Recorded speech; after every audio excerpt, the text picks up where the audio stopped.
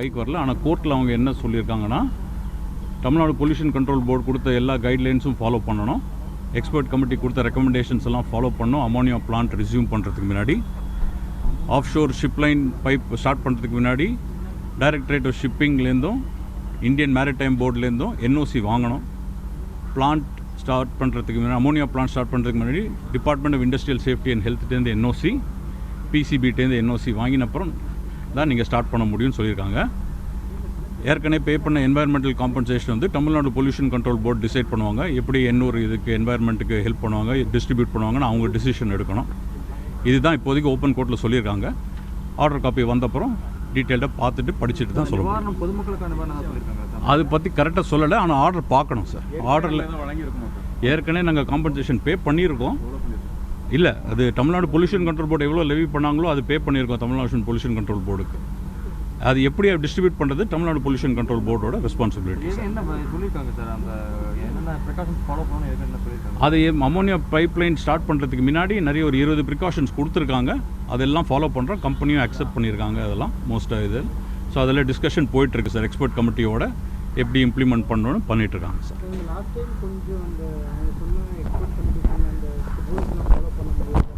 இல்லை, அப்படி சொல்லலை. கம்பெனி வந்து 20 இதில் வந்து அபவுட் 17 வந்து ஈஸியாக ஃபாலோ பண்ணிடலாம், ஒன்றும் ப்ராப்ளம் இல்லை. பண்ணுறோன்னா 2-3 வந்து கிளாரிஃபிகேஷன் கேட்டிருக்கோம்.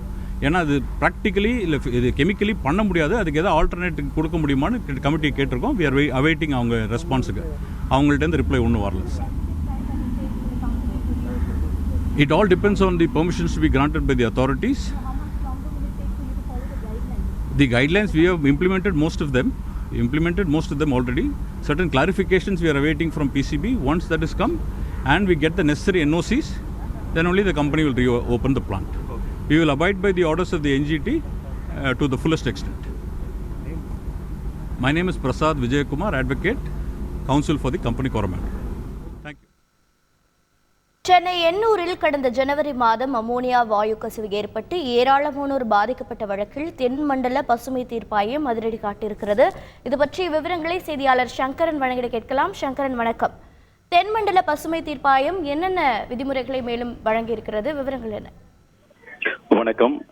சென்னை எண்ணூர் பகுதியில கடந்த ஜனவரி மாதத்துல அமோனிய வாயு கசிவு ஏற்பட்டு ஏராளமான அங்க இருக்கக்கூடிய மக்களுக்கு கண்ணெரிச்சல் உள்ளிட்ட பல்வேறு பாதிப்புகள் ஏற்பட்டன. அதோடு சுற்றுச்சூழலுக்கும் பாதிப்பு ஏற்பட்டது. அந்த சம்பந்தப்பட்ட துறை ஆய்வாளர்களுடைய ஆய்வுக்கு பிறகு தெரிய வந்தது.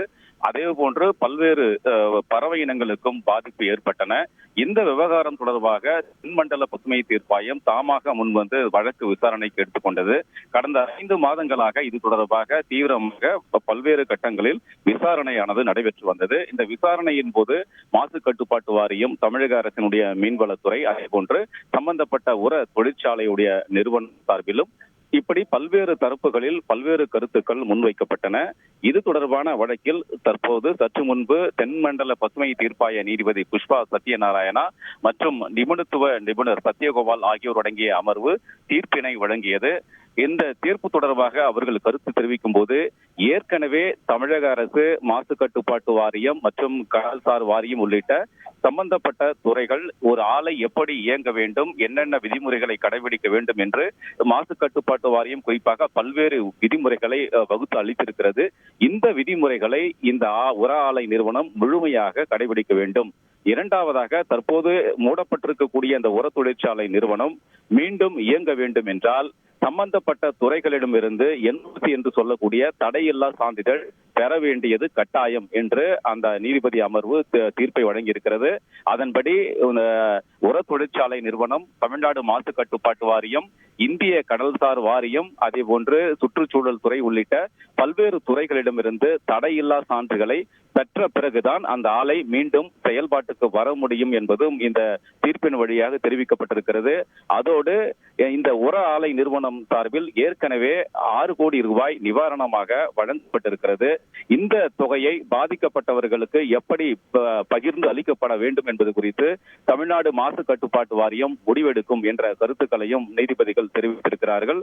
மேலும் கூடுதலாக இழப்பீடு மேலும் வழங்கப்படுமா என்பது குறித்தெல்லாம் முழுமையான விவரங்கள் இன்னும் தீர்ப்பு வெளியான பிறகுதான் தெரிய வரும். தற்போதைய நிலவரப்படி இது போன்ற சில கருத்துக்களை, முக்கியமாக இந்த ஆலை மீண்டும் இயங்க வேண்டுமெனில் அரசினுடைய விதிமுறைகளை முழுமையாக கடைபிடித்தால் மட்டுமே இயங்க முடியும் என்று தெரிவித்திருக்கிறது. எனவே முழுமையாக அந்த ஆலை மீண்டும் இயங்குவதற்கு அந்த விதிமுறைகளை எல்லாம் பூர்த்தி செய்ய வேண்டும் என்பதும் குறிப்பிடத்தக்கது. இந்த நிலையில் அந்த நிறுவனத்தினுடைய வழக்கறிஞரும் செய்தியாளர்களை சந்தித்தார்.